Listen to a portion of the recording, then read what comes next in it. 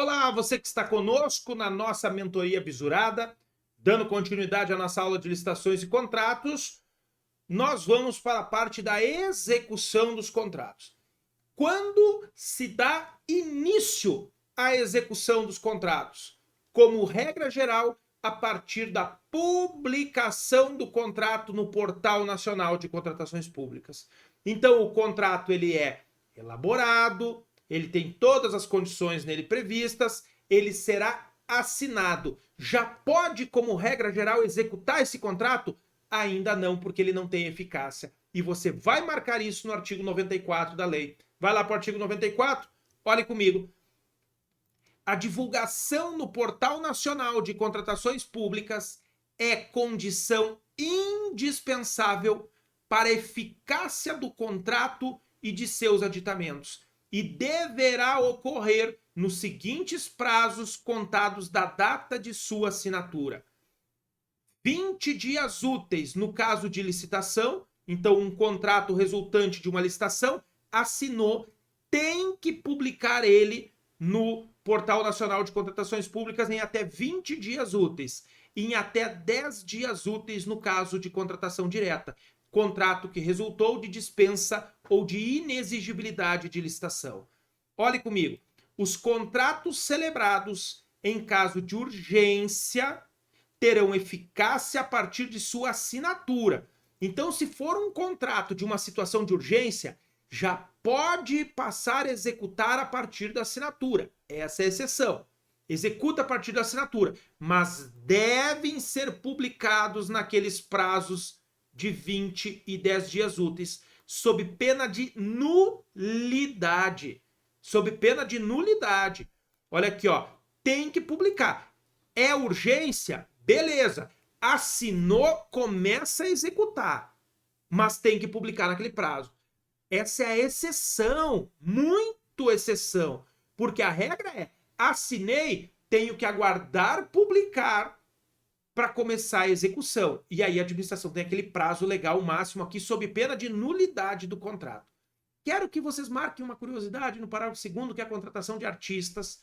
O que tem que ter nessa publicação para você marcar aqui? Olha só, essa divulgação no Portal Nacional de Contratações Públicas, quando referente à contratação de profissional do setor artístico por inexigibilidade, deverá identificar os custos do cachê do artista, dos músicos ou da banda, quando houver, do transporte, da hospedagem, da infraestrutura, da logística do evento e das demais despesas específicas.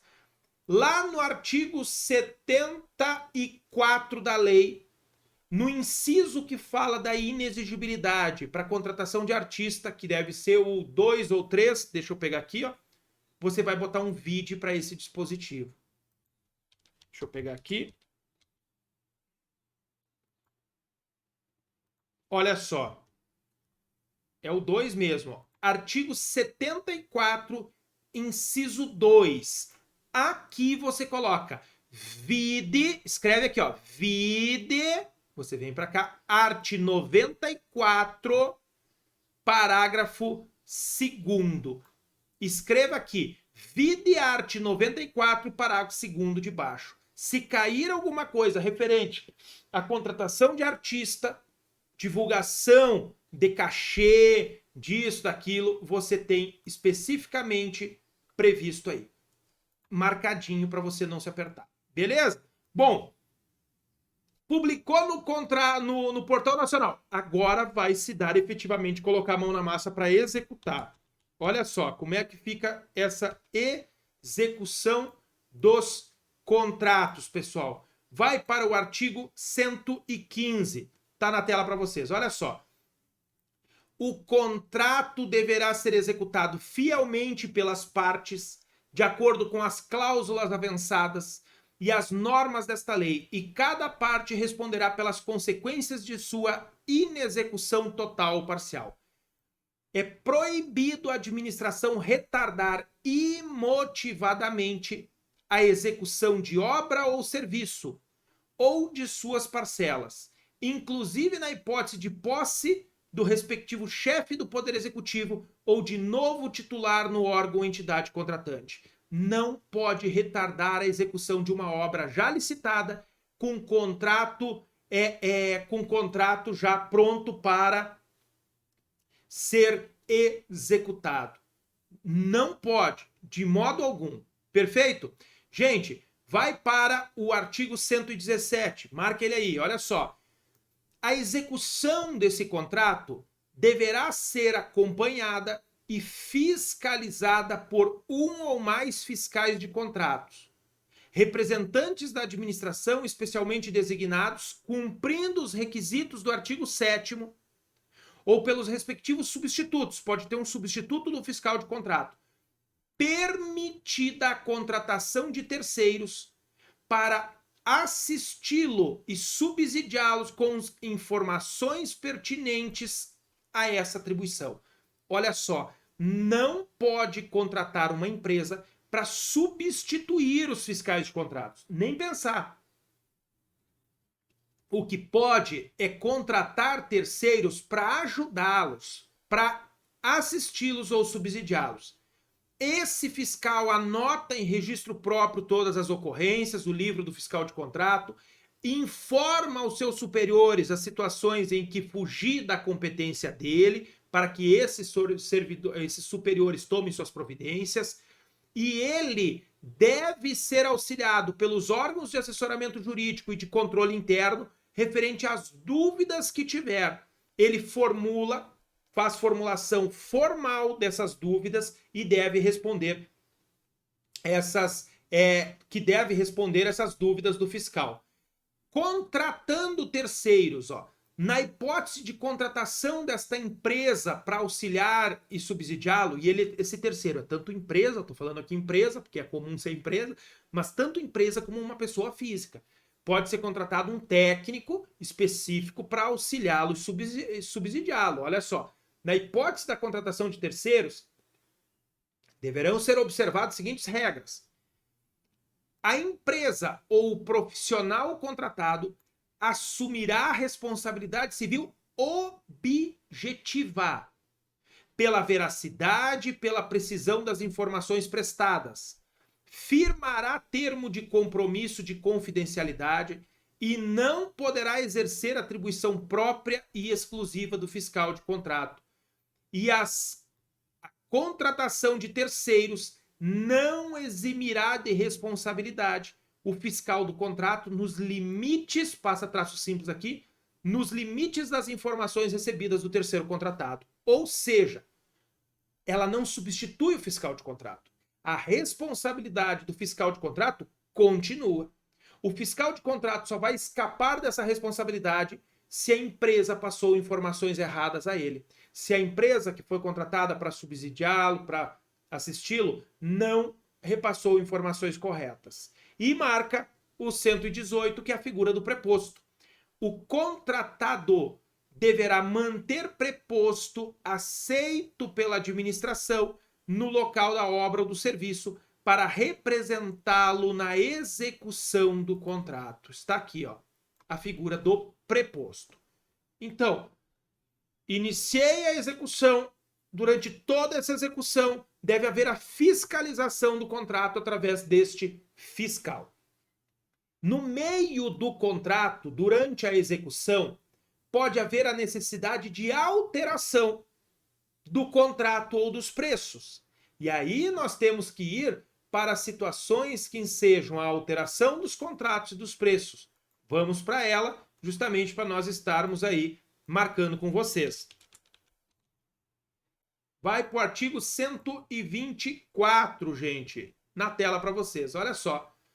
Da alteração dos contratos e dos preços. Começou a execução do contrato, viu que vai ter que ser alterado?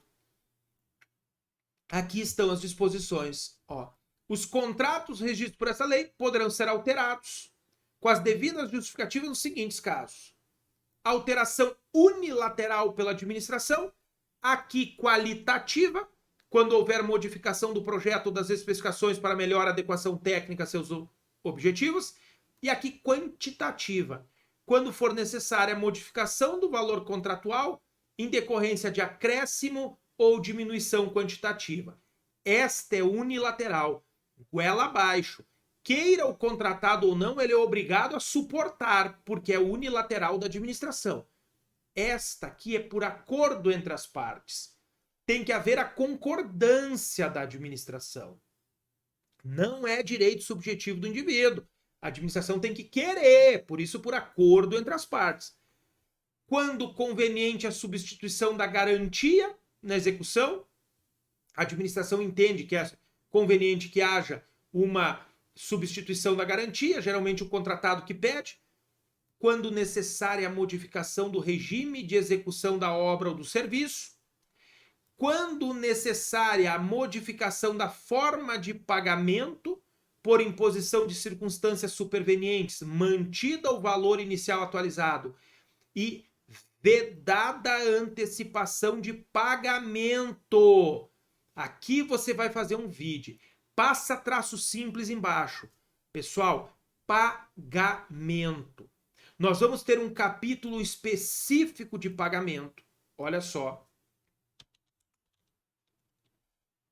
Que vão estar e você vai fazer um vídeo. Aqui debaixo dessa linha C, você vai passar traço simples aqui da vedação da antecipação, ó, vedada a antecipação de pagamento, e você vai colocar um VID art 141. VID art 141. Olha só o que diz. Dos pagamentos. No dever de pagamento pela administração, será observada a ordem cronológica para cada fonte diferenciada de recursos, subdividida nas seguintes categorias de contratos: fornecimento de bens, locações, prestação de serviços, realização de obras. A ordem cronológica desse artigo poderá ser alterada mediante prévia justificativa da autoridade competente e posterior comunicação ao órgão de controle interno da administração e ao Tribunal de Contas competente, exclusivamente nas seguintes situações. Primeiro, na administração pública, o indivíduo só recebe depois que executa.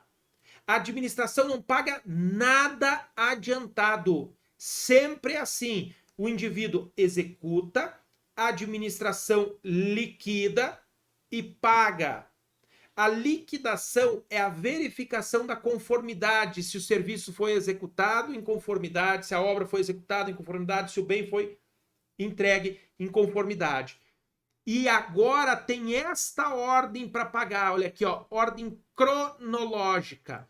Dentro de fornecimento de bens, quem concluiu primeiro vai ser o primeiro a receber. Quem foi o segundo vai ser o segundo. Quem foi o terceiro vai ser o terceiro.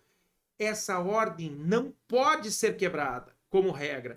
Ela só vai ser quebrada nessas situações e tem que comunicar ao órgão de controle interno da administração e ao Tribunal de Contas que eu estou quebrando a ordem de pagamento. E justificando dentro de algum desses motivos aqui a inobservância imotivada da ordem cronológica desse artigo ensejará a apuração de responsabilidade do agente responsável, cabendo aos órgãos de controle a sua fiscalização. Não esqueça isso, deixe marcado esse dispositivo e aqui você coloque o vídeo. Tá? Vedada antecipação de pagamento em relação ao cronograma financeiro fixado sem a correspondente contraprestação de fornecimento de bens ou execução da obra ou serviço. Também por acordo entre as partes é possível alterar para reestabelecimento do equilíbrio econômico-financeiro inicial do contrato, em caso de força maior, caso fortuito ou fato do príncipe, ou em decorrência de fatos imprevisíveis, teoria da imprevisão, ou previsíveis de consequências incalculáveis. Estes aqui, ó, fatos imprevisíveis ou previsíveis de consequências incalculáveis, é a chamada teoria da imprevisão, que inviabilizem a execução do contrato, tal qual como pactuado. Se essas alterações forem decorrentes de falhas de projeto, as alterações de contratos de obras e serviços de engenharia ensejarão apuração de responsabilidade do responsável técnico e adoção das providências necessárias para o ressarcimento dos danos causados à administração. Aqui você vai botar um vídeo. Vide art. 28 da Lindb. Você sabe que a gente não vive mais sem a Lindb. Vamos lá para o artigo 28 para você ver o que vai ser a responsabilização. O indivíduo só vai ser responsabilizado por dolo ou erro grosseiro. Então você vai botar o vide art. 28 da Lindb, que vai dizer exatamente isso. Olhe comigo, ó. O agente público responderá pessoalmente por suas decisões ou opiniões técnicas em caso de dolo ou erro grosseiro. Portanto, se for uma falha de projeto que não caracterize erro grosseiro, ele não será responsabilizado pessoalmente. Ó. Se forem decorrentes de falhas de projeto, as alterações de contratos de obras e serviços de engenharia ensejarão apuração de responsabilidade do responsável técnico. Se o projeto for, obviamente, executado pela administração. Se for do agente público. E se for de um particular, professor Felipe, se for de um particular que era o responsável técnico, a empresa contratada para elaborar o projeto falhou, aí ela vai responder. E a responsabilidade dela, neste caso aqui, será subjetiva, porque é uma responsabilidade técnica. É subjetiva igual, vai ter que demonstrar culpa ou dolo dela. Beleza? Marcou essa questão? Vamos para os percentuais no artigo 125, na tela para vocês. Olha só. Nas alterações unilaterais do inciso 1, o contratado será obrigado a aceitar, nas mesmas condições contratuais, acréscimos ou supressões de até 25% do valor inicial atualizado do contrato, que se fizerem nas obras, nos serviços ou nas compras, obras, serviços ou compras. E no caso de reforma de edifício ou de equipamento, o limite é até 50%. Pessoal, esse limite de 25% e de 50% é para as alterações unilaterais. Nas alterações por acordo entre as partes, não há limite. Não há limite. O céu é o limite. Tá aqui, ó. Nas alterações unilaterais, existe um limite. Essas alterações unilaterais não podem transfigurar o objeto da contratação. Beleza? Marcou isso? Isso é o ponto importante referente à alteração dos contratos e dos preços, ok? Vamos para a sequência. Elaborei o contrato, assinei o contrato, iniciei a execução do contrato, precisei alterar os contratos ou os preços, né? Teve ali a alteração dos contratos e dos preços. A partir disso, haverá o recebimento do objeto. Como que será o recebimento desse objeto? Recebimento do objeto. Vamos para o recebimento. Olha só.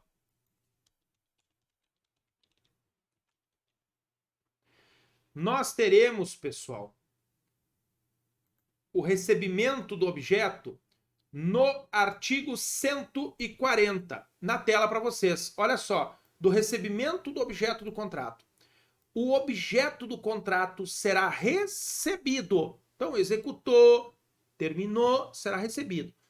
Em se tratando de obras e serviços, provisoriamente pelo fiscal de contrato, pelo responsável pelo seu acompanhamento e fiscalização, mediante termo detalhado, quando verificado o cumprimento das exigências de caráter técnico, definitivamente por servidor ou comissão designada pela autoridade competente, mediante termo detalhado que comprove o atendimento das exigências contratuais, aqui em caso de obras e serviços. Compras. Em se tratando de compras, provisoriamente, de forma sumária, pelo responsável pelo acompanhamento e fiscalização, que é o fiscal com verificação superior. O cara recebeu as canetas lá, recebeu, vai riscar todas as canetas para ver se estão escrevendo. Beleza, aceitou posteriormente ou devolve se não tiver feito, se as canetas não escreverem. E definitivamente por um servidor ou comissão designada pela autoridade competente, mediante termo detalhado que comprove o atendimento das exigências contratuais. O objeto do contrato pode ser rejeitado no todo ou em parte quando estiver em desacordo com o contrato. O recebimento provisório ou definitivo não excluirá a responsabilidade civil pela solidez e pela segurança da obra ou serviço, nem a responsabilidade ético-profissional pela perfeita execução do contrato, nos limites estabelecidos pela lei ou pelo contrato. Agora, aqui nesse parágrafo segundo, você vai botar um vide. Vide para onde? Deixa eu pegar aqui para vocês, olha só. Você vai para o artigo 120. Aqui nesse parágrafo segundo, ó, você bota vide art. 120. Vide art. 120. Olha o 120. O contratado será responsável pelos danos causados diretamente à administração ou a terceiros em razão da execução do contrato e não excluirá nem reduzirá essa responsabilidade a fiscalização ou acompanhamento pelo contratante. Então, o contratado será responsável. Esta é a responsabilidade civil do contratado. Eu quero mostrar para vocês agora também a responsabilidade trabalhista pelo contrato e a responsabilidade previdenciária que está no artigo 121. Olha comigo. Somente o contratado será responsável pelos encargos trabalhistas, previdenciários, fiscais e comerciais resultantes da execução do contrato. Só ele. Contrato de pintura de parede, contrato do que for, só o contratado vai ser responsável por esses encargos. Excepcionalmente, nós vamos ter a situação do parágrafo 2º, tá? Já explico. A inadimplência do contratado em relação aos encargos trabalhistas, fiscais e comerciais não transferirá à administração a responsabilidade pelo seu pagamento e não poderá onerar o objeto do contrato, ressalvada a hipótese do parágrafo 2º. Agora nós vamos para os serviços de dedicação exclusiva de mão de obra. Olha aqui. Exclusivamente nas contratações de serviços contínuos, com regime de dedicação exclusiva de mão de obra. Então você vai passar traço simples debaixo disso aqui. E o que é um serviço contínuo com regime de dedicação exclusiva de mão de obra? Está no artigo 6º. Segura aí para você botar um vídeo lá para o artigo 6º. Olha só. Está no artigo 6º, inciso 16. Coloca aí. Vide art. 6º, inciso 16. Olha o que é um serviço contínuo com regime de dedicação exclusiva de mão de obra. São os de terceirização, ó. Serviços contínuos com regime de dedicação exclusiva de mão de obra, aqueles cujo modelo de execução contratual exige, entre outros requisitos, que os empregados do contratado fiquem à disposição nas dependências do contratante para a prestação do serviço. O contratado não compartilhe os recursos humanos e materiais disponíveis de uma contratação para execução simultânea de outros contratos. E o contratado possibilite a fiscalização pelo contratante quanto à distribuição, controle e supervisão dos recursos humanos alocados aos seus contratos. É exatamente o contrato de terceirização do terceirizado. Somente nesses contratos aqui do artigo 6º, inciso 16, você botou o vídeo aqui, ó, artigo 6º, inciso 16, é que a administração responderá solidariamente pelos encargos previdenciários, passa traço simples, e subsidiariamente pelos encargos trabalhistas, A responsabilidade trabalhista é subsidiária. E só nesse tipo de contrato, só nele, em todos os outros vai preponderar essa regra aqui. Contrato de obra, essa regra. Contrato de serviços comuns, esta regra. Contrato de pintura de parede, essa regra aqui. Para os contratos de terceirização, somente nesses que a administração pública vai responder subsidiariamente pelos encargos trabalhistas, se comprovada falha na execução do cumprimento das obrigações do contratado. Bota um vídeo aí. Vide art. 50. Vide art. 50. Porque agora nós vamos lá para o art. 50. Não será considerado falha se a administração cumprir todos os requisitos de fiscalização do artigo 50. Olha o que diz o artigo 50. Na tela para vocês. Nas contratações de serviços com regime de dedicação exclusiva de mão de obra, o contratado deverá apresentar, quando solicitado pela administração, qualquer agente responsável pela fiscalização. Quem solicita isso aqui é o fiscal de contrato. O fiscal de contrato solicita para a empresa contratada e ela tem o dever de apresentar. Ó. O contratado deverá apresentar, quando solicitado pela administração, sob pena de multa, comprovação do cumprimento das obrigações trabalhistas e com o FGTS em relação aos empregados diretamente envolvidos na execução do contrato, em especial quanto?